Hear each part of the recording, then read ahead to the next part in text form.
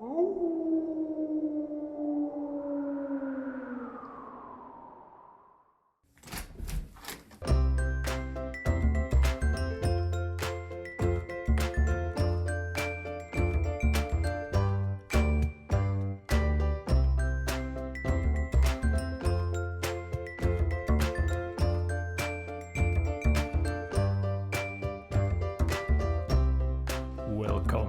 to the Halloween episode of I Went Outside Today. I'm one of your three hosts, Chris. I'm Sheryl. I'm Sydney. I saw a deer. Indeed, it is our Halloween episode. This will be getting released out of order. I believe this is like episode 9, or the 9th episode we recorded. Mm-hmm. Hello from the future. But we're all such big fans of Halloween here, we knew I had to push this one out a little bit earlier than the other ones. I love a good Halloween episode. And so for our Halloween episode, to get Sydney to go outside today, we took her to 3 different locations around the city. This was something she had agreed to. We told her, well, she told us no ghosts. And we told her, what if we took you to a place that had ghosts, but you didn't know? And then Sheryl had come up with the idea that we take her to 3 places, and only one of them is haunted, but we all have ghost stories for all of them. And Sydney has to guess which one is haunted. So we're going to find out if I'm psychic. Yeah. So the best part about this whole situation, at least for me, was you couldn't remember having agreed to it. So we just were kidnapping you. What were your thoughts? What ideas did you think, where did you think we were taking you? I couldn't remember what I agreed to. I figured I didn't agree to anything too terrible. But, then they put me in the car, and it was already dark because they told me that I had time to go pick up ingredients for cocktails, and I did not have time, at all. I was so late. And then it was dark, and we were just in the woods, and I was like, what? Where are we going? What's happening? So I thought they were going to fuck with me. For real. I thought someone was going to jump out at me. I did tell you it was going to be our series finale when we were walking down into the darkness. I didn't hear that. I must have been listening to Hamilton. So is that a common coping mechanism for you? Hamilton? Yes. Yes. Okay. Just checking. Just in general. Mm-hmm. It's true. On our way to the first location, Sydney got so afraid she started playing the Hamilton soundtrack on her phone. It makes me feel better. Because he's Alexander Hamilton. But you didn't even know if this was one of the haunted places. I didn't, but I just, they kept, turning around and being like, oh, we gotta go this way, we gotta go that way. And I was like, are they trying to get me, confused and, disoriented? And no, they were just actually lost. But I thought it was, an attempt to scare me. No. And I was scared. One of the locations that I had picked, when we got out to the site, it actually took us to a different set of buildings than the one that I was looking at. And so I'm wandering around and I'm like, this isn't right. Where are we supposed to go? And eventually when I pulled out my phone to take a look, I realized we were at the wrong place. I was like, oh, okay, no, we need to go someplace else. So that's what happened. We were not trying to murder you. But I didn't know that. So I was like, is this part of it? Mm-hmm. They were like, no. We had also planned to get there during daylight. Yes. Yeah, true. Yeah, I did want to go find a specific location at that site and then just gave up when it was so dark. I was told I had time. I kind of, well, let's start by first saying that Chris actually offered to not do the cocktails and just do Halloween wine. It's not the same. We're having Halloween cocktails. We are having Halloween cocktails. Are you enjoying it? I am. I had a blackberry one, and I'm having a lime vodka one with raspberry. Mm-hmm. Having a nice time. Good. Sheryl did some excellent mixing for us right before the podcast here. In her goldfish water bottle. Yes, in my goldfish water bottle that I'm now drinking out of, which was probably not a good call. It happened. Mm-hmm. So I guess we should reveal the first place that we had taken Sydney to. Yeah, so the first place that we went to... Murder Forest. Murder Forest, no. They only spray painted that on the sign. Yeah, probably. So the first site that we went to, it was a series of abandoned buildings from an old science park that had been built in our Edmonton area. And there's like a boardwalk and a hiking trail that was part of the exhibit, so you could walk around, see sciencey things on your walk as you went. So this place is called the Haunted Forest Trail. In the past, the area had been used as an industrial landfill, and below where we were standing was an abandoned coal mine. In July 1980, Edmonton's new science park was first opened to the public. The center was supposed to be a symbol of Edmonton's wealth, showing octagonal structures containing science exhibits. A boardwalk was also built around an old archaeological site that included 5 active dig sites. At the time, a local newspaper called it Alberta's Golden Age of Archaeology. In 1988, the site was closed after it was discovered that the landfill below was leaching toxic chemicals into the ground. The buildings were shut down, and the city scrambled to prevent an even bigger ecological disaster. Soon after the site was shut down, ghost sightings began. The areas with the active archaeological sites were scavenged by locals.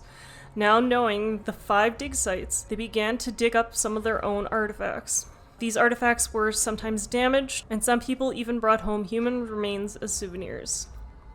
Sometimes wailing or chanting can be heard in the forest near the boardwalk, and an apparition can be seen of somebody hiding behind the trees along the trail.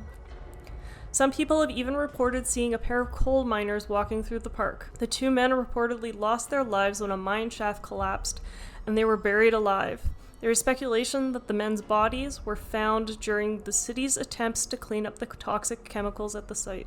The area is now a provincial park, and the trail, which was originally part of the Science Park's attraction, is now named the Haunted Forest Trail. So, Sydney, haunted or not? It is not haunted. I told you that immediately. Mm-hmm. Yeah. She finished her last sentence and I was like, this place is not haunted. So what about you made it think it was not haunted? I wasn't scarred. Yeah. So you're just fully based on your Just vibing it. vibing it. Even when we were walking around in the dark and I would point into the bushes all of a sudden? Well, so you would be completely turned the other way and then turn around and immediately see something over my head, which is not as scurry as if we were talking and all of a sudden you got afraid. So you're going to need to up your game a little bit. I did think you were going to murder me at one point, but not from ghosts. It wasn't scurry from ghosts. So it was the crazy eyes that did it. Yeah, and then wandering around a forest at night. And I'm afraid of bears too. That's why I was playing Hamilton as well, to ward off bears. Pro safety tip. I don't think you're actually going to see bears. Well, we didn't see bears because I was playing Hamilton. Okay. We're not playing Hamilton right now. We're in a house though. It's right behind you. No, it's not. Okay. Well, that brings us to our second location, which is the Divine's Restaurant downtown. Formerly Divine's Restaurant. It's sort of a dilapidated, graffitied, smashed up building now. Mm-hmm. So here's the story of the Divine's Restaurant. This building was originally built in 1920 by Warren Keyes, who wanted to settle in Edmonton after fighting in World War I. He was part owner of a profitable mine in the river valley, which afforded him the ability to build this home in what was considered one of Edmonton's trendiest neighborhoods, which had a beautiful view of the river valley. Tragedy followed here, however. 10 years after moving in and starting his family, his 2 sons were play fighting, and one brother knocked the other off the fence, and he tumbled down the hill, hitting his head on a rock, and eventually died of that injury. Warren Keyes was unable to let go of what happened that day. He drowned his sorrows in whiskey and became moody and violent, causing his wife to take his remaining son and leave him. Mr. Keyes remained in this house for years, eventually dying of alcoholism. The inheritors of the house decided to sell the property, and it had gone through many owners in the ensuing years. Many of them would complain of hearing the sounds of children roughhousing when there was no one in sight. At other times, items in the master bedroom where Mr. Keyes had died would be thrown about violently as if Mr. Keyes had returned in one of his drunken rages. Eventually, the property fell into the hands of the Divine's Restaurant owners, who had the property rezoned in order to start their new restaurant. During its operation, the same haunting phenomena continued. Disembodied laughter of children and the sporadic tantrums of an unseen spirit. Guests knew of the stories of the haunting, and it gave the small restaurant a little extra charm. Unfortunately, the staff would inevitably become nervous working around the ghosts and would quit within a few months. The constant turnover meant that the experience of eating at Divine's was one of uneven quality, as the new chefs were constantly coming and going. The restaurant ultimately failed and left this abandoned building waiting for new tenants. That place was haunted AF. That place was haunted AF. Haunted AF. And what gave you that idea or feeling? I was scared. You were scared? Well, no, I had like, you know, when you get like a tightness in your chest, but like my back was facing the building and I had it like on the other side of like my heart, like on my back, like and like a gross feeling. I don't like being near the building. Also, I thought we were going to a downtown park and I was like, fine. And I was like, these silly guys trying to take me all around. And then he just like veers off down this very questionable dark alley and is like, I'm going to go make sure it's safe. And I was like, It was like a dark side path. It wasn't really an alley. It was the entrance to the backyard of this property. Yeah. If it was an alley, it wouldn't have had a sheer drop down into the river valley on one side. Yeah, we casually had to scale a cliff real quick. No one told us. You weren't scaling a cliff. It was a cliff. We scaled it. We were walking along its edge. We scaled a cliff tonight. It's only scaling if you go from the bottom to the top. No, you can scale something sideways. It's called a horizontal scale. I don't know. I've done hikes. I think you did them wrong. I think you've done your face wrong. All right. So, Calm down, people. These cocktails are getting to us. maybe. We're getting a little feisty. So site 3, the final site that we went to, was actually on our university campus. They have a series of halls that are next to each other. They're used as residence right now. Wait. We saw a deer. We did. We saw a deer. We came right up A on doe. a deer. And it was just right there. And everyone saw the deer A except for me. female deer. Mm-hmm. And I startled the deer, and the deer startled me. That was the best part. Fair enough. We're going to put a picture on the website. Yes, we will put a picture of the scary Halloween deer. Yep. Check out our social media Facebook page to see pictures of the deal. To see Deer. the deer.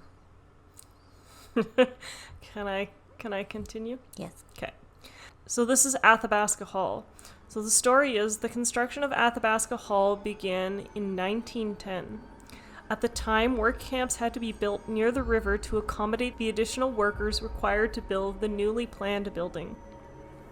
These work camps were busy, and a lot of the men brought their families to live with them at the work camps. The river valley was a fun place for children from the camp to explore, and one day, after playing near the river, one of the boys walked partway back home, only to realize he had left his jacket back at the riverbank. Worried that he would get in trouble for losing his jacket, the boy ran back to the river to retrieve it, but he never returned home. The next morning, the boy's body was found. He had frozen to death. Soon after, burying their son somewhere in the river valley, the boy's family left and returned to their home. It is said that the ghost of a little boy is seen in or near Athabasca Hall, wearing a plaid shirt and wool pants. The boy is described as having blue lips, frosted eyelashes, and is seen shivering and sobbing and looking at the ground as if searching for something. So what were your thoughts on this site, Sydney? I didn't think it was haunted. I wasn't scared. No? You weren't scared? I thought maybe like it possibly sounded like it should have been haunted, but maybe also the river valley should have been haunted instead. So I have to go with not haunted. Okay. So even if a small frosty boy waved at you from the windows. I checked. Yeah. I checked all the windows. I wanted to believe. So, are you ready for the big reveal? Yes. Okay. So you're saying you think it was the Divine's restaurant that was haunted? Yeah. No. What? Wrong. Yeah, actually, Athabasca Hall is haunted. What? Yeah. I'm So- not psychic. No, so this Sorry. story was credited from a book called I Was There, A Century of Alumni Stories from the U of A. I can't pronounce the author's last name, but I'll try my best. Ellen Shook. You can actually buy it at the university's bookstore if you want to buy the book. Well, that's disappointing. But also, here's the thing. It doesn't mean that I'm not psychic. I'm probably just more psychic downtown than on campus. Because I walk by Athabasca Hall literally every single day. Yes. So I'm probably used to that psychic ghost energy. So I didn't notice. So this wasn't really a fair test. And you can't prove that Divines is not haunted. I can. I totally made up the story. Yes. That place was shady as fuck, though. And Oh made my up the god. history. The only thing that haunts that place are probably drug addicts. Yes. Definitely hobos. There's something rustling in the bushes. For sure. So now, when you asked about the creation of the 3 stories, the reason in the car I wasn't going to tell you anything is that actually the science park, that the story that I told you about it being like a landfill, toxic chemicals, all that, that's real. Oh my god. Yeah, and Thanks for taking me there. Mm-hmm. That's why those buildings are still abandoned. That's why they're probably not going to turn it into a place for homeless people. Is Like I because suggested. It's like, what a waste of buildings. Yes. Give it to the homeless. yes, that's because there's toxic They're chemicals in the toxic. ground. So the only part of that story that is actually not real is any of the stuff mentioning a ghost. The rest of it is 100% true. I was wondering how you guys did it because I couldn't tell which story was fake, but like the Divine place freaked me out the most. Maybe because I had to scale a cliff. I think it's also because the building is already in... Creepy. Yeah. All the doors and windows are boarded up. Yep. It's kind of in a sketchier part of our city. It's not really like... It is a beautiful location, though. It is a beautiful can location. See it's a just full like this- view of the river valley. So dodgy. This little weird side entrance just leading to... It's probably the best place in the city to do hard drugs. Honestly, probably, because you don't even see it. I didn't even see it. We were coming up on it, and I looked right at the building, and I was like, oh, that's nice. And then I thought we're going to keep going, and then it just fucking disappears down the side of the building. Crazy. I think a homeless person should make a camp there. I think it's a good windbreaker area. So you're calling dibs. Yeah, if I'm ever homeless. But if I'm not homeless, someone else could have it. Dibs. You've heard it here first. But also, I don't think it's fair to test me on somewhere that I walk past every single day. Well, the issue was that a lot of the haunted places in Edmonton are places that you would walk past every day. Me, like, personally, as a person? As Well, a real person. As a real person. Am I just surrounded by ghosts? Potentially. Like the McDonald Hotel is haunted, but we walked past that like how many times a couple weeks ago? Right. There's a couple bars on White Ave that are haunted, but again, we walk past those every day. There's a whole bunch of the campus that's haunted. True. Half So- the campus is haunted. Yeah, so it's kind of one of those things where like finding locations that are haunted that we don't walk past on a daily basis is pretty hard. Why isn't the little boy haunting the river valley, though? So it's not 100% clear, and I wish I had access to the actual book itself to be able to read what she actually put in there. She saw the little boy ghost all over the place? So there was a witness that had said that they saw the little boy ghost in and around Athabasca Hall, and that his father worked in constructing Athabasca Hall, so that maybe the ghost of the little boy came back looking for his father. We don't know. How do they know after the fact who the little boy ghost is? Again, we don't have access to the story, but typically because I really love ghost stories, a psychic could have told them. Who knows? It's just one of those things where we don't have a lot of information, and you'll find that a lot of the actual true ghost stories in Edmonton, there isn't a lot of information. Little baby ghosts are the worst, too, though. Little kid ghosts? Yeah. I think so. Yeah. I'm disappointed that I'm not psychic, but I'm not surprised. Now, when we were going through one of the sites, you did mention that you had a dream that you should tell our sister about, that you said psychically linked to what we were up to tonight. No, I just had a dream about a little kid crying, but my dream was about a little girl crying that looked like my sister. So I figured my sister was either in direct like mortal peril or about to be, or that I felt bad about not helping her move. So I'm gonna help her move tomorrow. You're a good person. But when we were talking about the crying little boy ghost, I was like, "Oh, that's crazy." I had a dream about a little kid crying that like woke me up. It woke me up at like 3 a.m. and then I had to check my whole house for intruders. Don't ever intrude my house because I check. I'll find you. I'll only tap on the windows. Don't. And I'll breathe so Don't. it gets all foggy. Stop. And I'll write a message. No one asked you. Man, should have gone with it. But I didn't believe it in my heart that that was the haunted place. Because I'm probably used to that psychic ghost energy. You're just like, it's just white noise to you now. Yeah. It's like when you're in too hot bath water, but after a while it feels normal. Yeah, exactly. And I should say we had a bit of a time, like trying to decide which haunted places and unhaunted places we should take you to. And to Cheryl's credit, she did try to track down a place that had a haunted cat. That would have been dope. Yeah, couldn't find any though. Good effort, though. We did see one cat. We did. We saw two two. actually. One black and one white. The first one wasn't friendly, though. No. I didn't see the second one. I wasn't listening. But you did get to see some deer while on campus. Oh my god, that deer came out of nowhere. That was so crazy. That was the best part, and no one else even cares. I We was came so out of nowhere. close to a That deer deer. was already there. I startled him, and he startled me. Everyone else was like so chill, and I was like, "Oh my god!" Like it's just right there. I took a picture of it. I wanted to pet it, but I didn't. That's for the best. Yeah, deers are dangerous. They can turn carnivorous just like that. It was so cool, though. It was a good deer, and we saw one rabbit. So I know you had your policy of no ghosts. This sort of pushes against that boundary a little bit. How do you feel about having gone to a haunted place today and survived? Yeah, maybe I'm not even afraid of no ghosts. Apparently, I'm just afraid of hobos And dark alleys. and dark alleys and scaling cliffs. So if we were to have, let's say, a Ouija board episode, how do you Nope. feel about Nope. What about doing like a ghost tour? Maybe a ghost tour. Okay.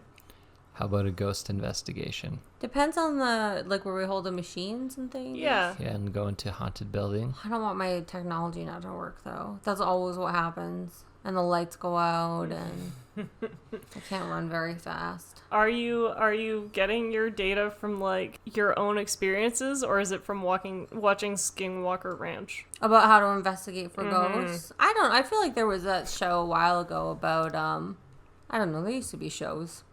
Can't think of what they were, but there used to be shows. And it's like a trope. They'll always go in with some weird, like, trimeter, and it goes crazy, and then all the lights shut off. I don't like it. I'm not here for it. We could go investigate a ghost, like, in a field, maybe, but I don't want to be in a building. I don't want to be in a ghost house. What about a ghost hospital? No, that's a ghost building. Ghost restaurant? That's a ghost building. I said outside ghost. What if we took God. you to 3 restaurants and one of them was My haunted? God. Well, I think that we should do, like, where I win and I get to be psychic, because I really thought I was going to get it right. We could do some psychic episodes. We could. I'm apparently not psychic. No. We tried though, didn't we, on one of the episodes? No, we just Oh did no, we just did it for fun. Yeah. hypnotherapy. No, Chris, I don't know if you guys remember, but he tried to test your psychic ability by walking into the other room and focusing on an item and getting you to guess which item he was focusing on. Did I win? No. No. Oh. And you said it was dumb. It is stupid. It's not stupid if I'm right, but it's stupid if I'm wrong. Yeah. I think, probably don't have any psychic energy here because I'm here all the time. So we That's need to actual take you. science. That's actual science. We need to take you someplace you've never been to before. Yeah, that's why I didn't know that place was haunted. I bet you I would have known if it was. So what kind of psychic do you hope you are? Just any kind. Because there's the ones that can like see the future. Any kind is good. Ones that can see what's happening like right now somewhere else. People who can tell the past of a certain object. Like what psychic power do you want? I never thought that hard about it. I think that looking You just at wanted the a secret special power. like, I think being able to tell the past of an object would be good because then I could like go on dates with fuckboys and been like, "Where's this rat been?" That could be handy. That's too much power for Yeah. you. What do you? That's like dope. What are you talking about? That's not even enough power. So pass. I would like pass psychic energy, or I would like to be a psychic vampire. So like one of those things that just emotionally drains the fuck out of everything around it. I see. I mean, there are those Eventbrite events that come up. It's like how to protect yourself from psychic vampires. There's got to be something on the other end of it. It's How like, to be a psychic vampire. yeah, That's what I need. I will see if I can find that. hosted by a Dr. Acula. Write it down. Dr. Acula. Silly. Well, I'm disappointed that it didn't work today, but that doesn't mean that I'm not psychic. It just means I'm not psychic about ghosts. We should have actually brought out your electromagnetic reader. Yeah, I forgot to bring my ghost detector. That's fine. Yeah, we should bring more ghost detectors next time. Yeah. Next time, yes. No, Ghost I didn't. investigation. Yes. Agreed. Only outside. Only Signed outside. and In the middle of the notarized. day. Uh-huh. That was not notarized. That's not what notarized means. There's a whole process. You have to pay a fee. There's a stamp. You can't just call things notarized. Maybe the dumb, complicated way you do it. Would it make you feel better to know that when we used that meter on the bird, it lit up? Amazing. Amazing. So is it like it detects if he's a ghost or just if there's electromagnetic energy? It detects EMF changes. Yeah. The bird apparently can cause electromagnetic changes just by talking to him. Interesting. Yeah, it was pretty entertaining. Especially because every time it went off, he like screamed at it. So Because it beeps and he's got to beep back. yeah. That's fun. How scared do you think you'll be tonight? Not scared. You just heard like 3 ghost stories and got taken to 3 They weren't somewhat scary ghosts, haunted though. places in the dark. They were just like ghosts that died. As opposed to those who survived and are still alive. It's not like scary though. So Like I what mean you're, that little boy that got lost in the woods, but like what you're saying is that you need demons in the next episode? no, I'm just saying it's not exactly Bath. I can't even because that'll scare me. That lady from The Conjuring, what's her name? The lady from The Bathsheba, I Conjuring? think it is. Bathsheba. I mean, I know Bathsheba from the Bible. Now we gotta look it up. Okay. Are you talking about the Warrens? No, the ghost. I'm not talking about the. I mean, the Warrens are probably pretty scary too. It's true. I think they're actually both dead. I also associate The Conjuring with the worst hangover I've ever had in my entire life. Did you like have to drink a lot to calm down after that movie? No, I didn't drink for weeks after that movie. Oh my god. Watched it on New Year's. Yeah, I'm right. It is Bathsheba. Fuck you guys. Okay. Bathsheba the ghost. She's scary. Yeah, it says Bathsheba Thayer Sherman is the main antagonist of The Conjuring. I can't even talk about it too much. It's gonna fuck me up. I slept with the lights on for 2 weeks after I saw that. Okay, month. Stop. Don't look at me like that. So these were only moderately scary ghosts. They weren't like Super scary. From what I've seen, there isn't a lot of scary ghosts in Edmonton. Because I think you gotta find like some ghosts where like some fucked up shit happened. Yeah, which is not here. Well, I mean, maybe the Charles Camsell Yeah. Hospital. Well, or the one building that was torn down that the serial killer lived in. That was probably... Right? question for the Arlington. audience is if you are a ghost in a house and you tear down the house, is the land still haunted? Yes. I don't think so. I mean, sometimes it's attached to a piece of furniture, so if you bring in used furniture into your home, it could come with a ghost. I only own used furniture. Uh-oh. Well, my Well, mattress is new. Then the bed is the only safe place in your home now. Figured as much. Don't lie on the couch, I live on the because couch. you lie there with the dead. Stop. Stop. Don't ruin my couches for me. Well, I think that wraps up our very special Halloween episode of I Went Outside Today. Spooky. Ooh. I like your spirit. I am one of your hosts, Chris, signing off, wishing you all a happy Halloween. I'm Cheryl. Also, happy Halloween. I'm Sydney. Have an okay Halloween. Have whatever kind of Halloween you choose to have. And don't get haunted by no ghosts.